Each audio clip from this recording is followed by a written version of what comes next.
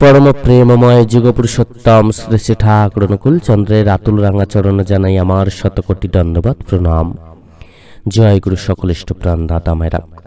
बर्तमाने एकटी खुबই गुरुत्वपूर्ण नोटिशेर कथा आपनारा हयतो अनेकेई शुने थाकबेन। देवघर थेके प्रत्येकेर उद्देश्ये जारी करा हयेछे, एटा किन्तु आमादेर प्रत्येकेरই पालन करते हबे। खुबই गुरुत्वपूर्ण एकटा नोटिश, ताई चलुन किभाबे करबेन, कोन नियम मेने এই কাজটা করতে হবে আর কি কাজ করতে হবে সেটা আমরা প্রত্যেকেই জেনে নিই। সবার প্রথম যেটা আমাদের প্রত্যেকের পালন করতে হবে সেটা হচ্ছে দেওঘর থেকে প্রত্যেকের উদ্দেশ্যে যে ইষ্টবৃত্তি আমরা পালন করি, ইষ্টবৃত্তির অর্ঘ্য প্রশস্তি যাদের নামে রয়েছে তাদের প্রত্যেকের আধার কার্ড এবং প্যান কার্ড এই দুটো কিন্তু সংযুক্তিকরণের কথা বলা হয়েছে। অর্থাৎ ইষ্টবৃত্তি যারা যারা পালন করেন, জমা করেন, তারা প্রত্যেকে আধার কার্ড এবং প্যান কার্ডের সংযুক্তিকরণটা করবেন। অনেকের মনে অনেক দ্বিধাদ্বন্দ্ব ছিল, অনেক প্রশ্ন ছিল, ইষ্টবৃত্তির অর্ঘ্য কোথায় যাচ্ছে, কিভাবে কি খরচা হচ্ছে, কি হচ্ছে, ঠাকুরবাড়ির লোকজন, ঠাকুরবাড়ির সবাই সব কোটিপতি হয়ে যাচ্ছেন, অনেকের মনে এই বিষয় ছিল, অনেকেই প্রশ্ন করেন। তো এই এখন কিন্তু সেই সমস্ত ডিটেলস ভারত সরকারকে দেওঘর থেকে দেয়া হবে যে পবিত্র ইষ্টবৃত্তির অর্ঘ্য কত কি জমা হচ্ছে না হচ্ছে, কোথায় কি খরচা হচ্ছে, সমস্ত কিছুর ডিটেলস কিন্তু ভারত সরকার জানতে পারবেন। আর এই আধার কার্ড এবং প্যান কার্ডের সংযুক্তিকরণের মাধ্যমে এই সমস্ত বিষয়ে একটা স্বচ্ছতা কিন্তু বজায় থাকবে। তো যাদের মনে এই ভাবটা ছিল যে কি মানে কিভাবে কি হচ্ছে না হচ্ছে, সমস্ত কিছুই কিন্তু মনের মধ্য থেকে সংশয়কে দূর করার জন্য, স্বচ্ছতাকে বজায় রাখার জন্য আমাদের প্রত্যেকের কাছে আধার কার্ড এবং প্যান কার্ডের জেরক্স জমা করার কথা বলা হয়েছে।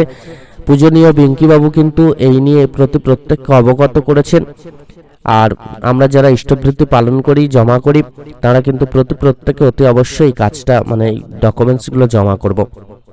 আজই কিন্তু এই কাজটা করার চেষ্টা করুন, যত তাড়াতাড়ি পারবেন এটা কিন্তু করবেন। এতে করে কি হবে, সহজেই আপনি যে ইষ্টবৃত্তি করছেন তার একটা স্বচ্ছতা বজায় থাকবে।